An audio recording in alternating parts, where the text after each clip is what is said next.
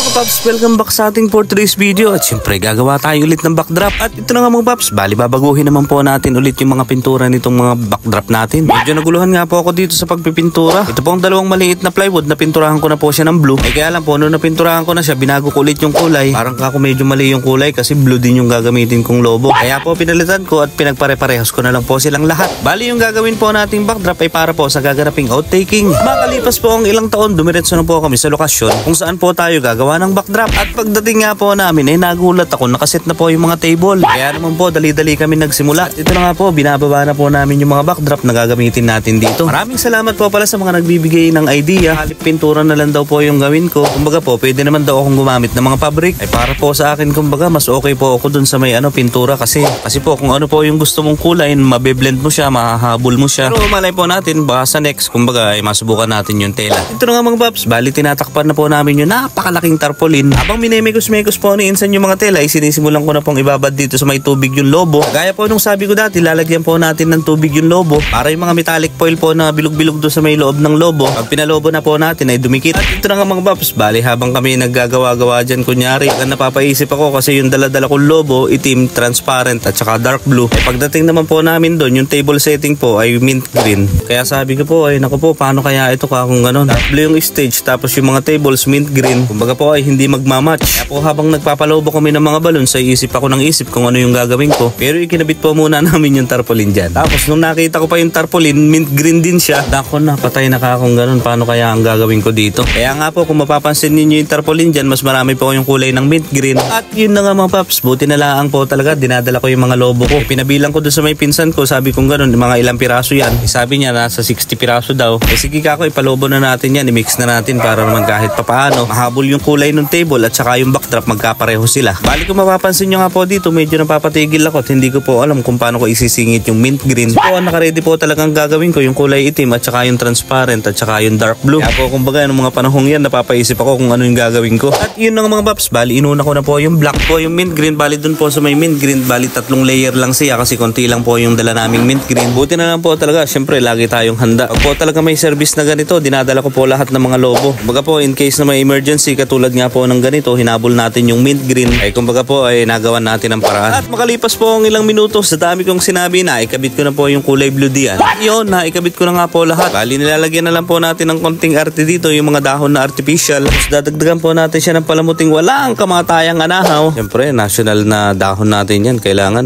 gamit na gamit. At yan po ang ating for today's video mga paps. Sana po nagustuhan ninyo. At kung nagustuhan nyo po ulit ang ating for today's video mga paps, baka naman, pakomment naman po ng yes! Muli po maraming salamat sa mga patuloy na nagla-like, nagko-comment at nag-share. Maraming salamat po. Mabuhay po kayo.